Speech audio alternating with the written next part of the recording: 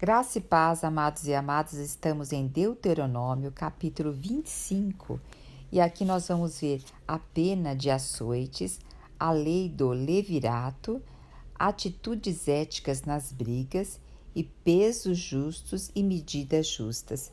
Então, do versículo 1 ao versículo 3 vai falar sobre a pena de açoites. Então, quando houvesse dois homens que eles estavam ali envolvidos numa briga, então eles deveriam levar esse caso aos juízes e eles vão decidir quem vai ser o culpado. E o culpado, ele seria merecedor de açoite. E esses açoites eram calculados no número de 40, não podia ultrapassar 40 açoites. Uma porque poderia levar a pessoa a óbito ou deixar ela com algum problema. E a gente vê isso na Nova Aliança, que continua essa lei dos açoites, só que eles davam 39 açoites, para não ter o risco de ultrapassar 40 e também dizer que era como algo de misericórdia. Nós tivemos no Novo Testamento Jesus, Paulo, levando açoites, né? Ó Senhor Jesus. E no versículo 4 diz que não amordaçarás o boi enquanto está debulhando o cereal. Então, o que eles faziam antigamente? Tinha uma pedra de moinho e eles colocavam o boi girando essa pedra de moinho. Enquanto o boi girava essa pedra, ele ia triturando o grão e também ia pisando nos grãos que ainda não estavam debulhados. Então, eles pisavam ali os grãos para debulhar, depois pegava o grão, já sem a casca, jogava no moinho e rodava-se a pedra, continuava se rodando para virar farinha. Enquanto isso, muitas vezes se amordaçava o boi para ele não comer. Então, quer dizer assim, aqui, olha, ele está trabalhando, então ele tem o direito de comer. E Paulo traz isso para a Nova Aliança, dizendo que aqueles que ministram a palavra de Deus também devem viver da palavra do Senhor. Devem também ter um salário para isso. Eles estão trabalhando, então eles devem viver daquele trabalho. Então, Paulo traz esse versículo na Nova Aliança para ressaltar que todos devem viver do seu trabalho. E a partir do versículo 5 até o versículo 10, vai falar sobre a lei do levirato. Levir quer dizer cunhado. E aqui nós temos falando sobre isso, dizendo assim: se uma mulher está casada e o esposo dela morre e não deixou descendente, então ela poderá casar-se o quê? Com o seu cunhado. E para que o cunhado dê um filho para ela, e esse filho vai ser considerado do primeiro marido. Isso era o quê? Para propagar o nome da família e também para manter a terra, para manter a herança que havia recebido. E isso continuou em Israel, essa lei continuou até 1950. Isso é muito forte no povo oriental, o que? A descendência, o legado da descendência. Na nossa cultura oriental, isso não é tão levado a sério. Em outras culturas, isso é muito sério. E agora diz aqui, se o cunhado recusa desposar a cunhada, ele deveria ser levado também a juízo, e se ele aos anciões, na presença dos anciões. E se ele continuar recusando, então tirar-se-á uma das sandálias dele e cuspirá em seu rosto. E o que significa fazer isso? Dizendo que ele não está cumprindo com a responsabilidade e obrigação dele, e o cuspe significa que está humilhando ele. E ele vai ser conhecido como homem da família do descalçado, que não tomou a responsabilidade do irmão para si. Essa parte me faz assim ver o quanto o Senhor tem realmente como honra o que? O legado. O que nós estamos deixando de legado? O que nós estamos deixando de testemunho? Por isso que lá em Gênesis o Senhor já diz para o homem: gerar e multiplicar, enchei a terra. E aqui está falando que é para a gente dar continuidade. A nossa vida não deve terminar em nós mesmos. Nós devemos dar continuidade. Hoje nós podemos ter filhos nossos, como também podemos ter filhos espirituais.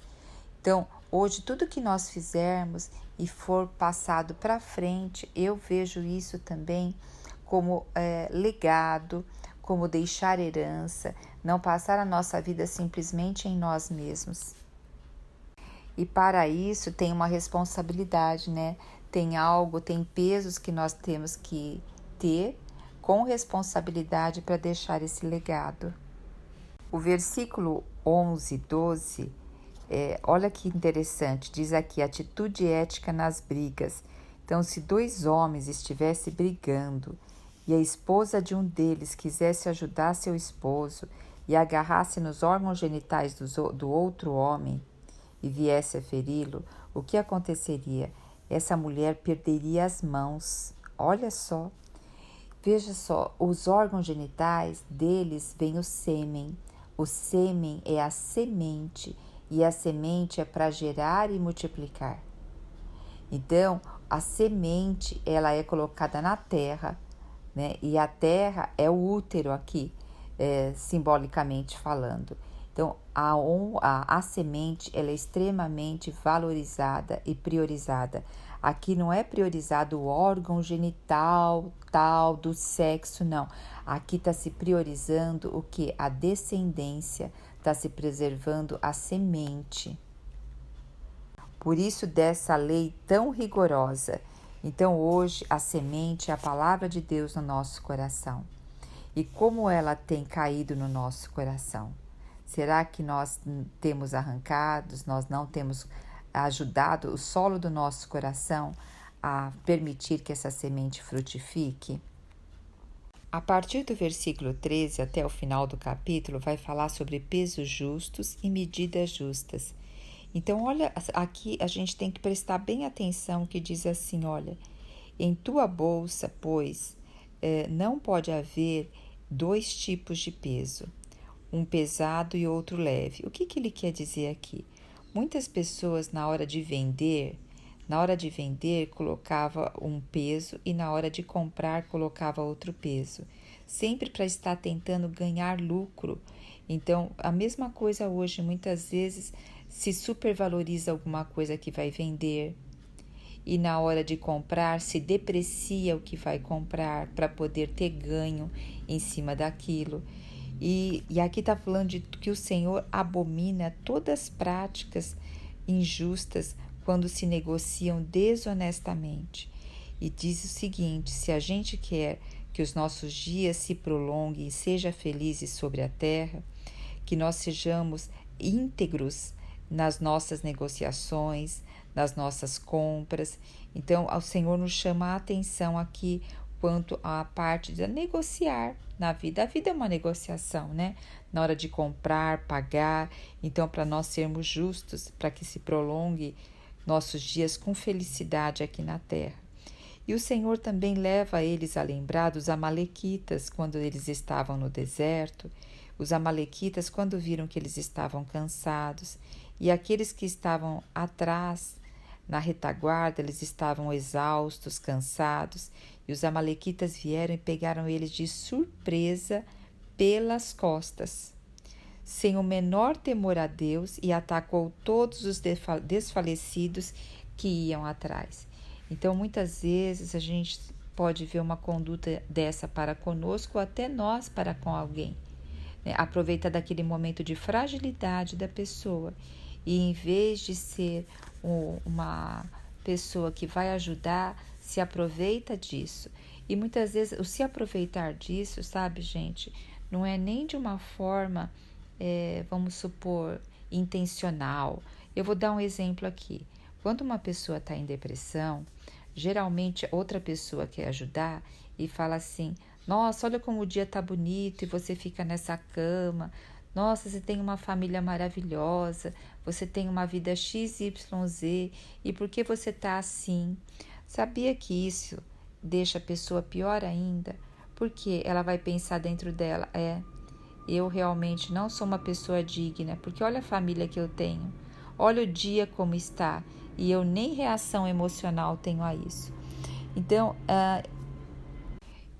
o que eu vejo aqui A gente não faz isso por mal, mas hoje a informação chegou a todos nós, né? Nós temos o Google aí, então vamos procurar nos informar quando nós formos ajudar alguém que está abatido, que está cansado, porque senão a gente vai virar uma malequita. Em vez da gente ajudar, a gente vai estar deixando essa pessoa mais no buraco. Vamos nos instruir antes para a gente poder ajudar assertivamente as pessoas. Eu acredito que isso cabe a todos nós e o Senhor nos deixa todas as informações hoje acessíveis para que a gente saiba como ajudar, né? E veja só, o Senhor está fazendo uma ressalva aqui, lembrando eles dos amalequitas e dizendo que quando o Senhor der descanso a eles, ali na terra de Canaã, eles deverão apagar totalmente a memória de Amaleque debaixo do céu. E para eles não esquecerem disso, quer dizer, o Senhor não esquece. E o Senhor está falando para eles não esquecerem disso. Então, vamos realmente cuidar, né, para que nós não sejamos nenhum amalequita também na vida do nosso próximo, né? Jesus Cristo é o nosso Senhor.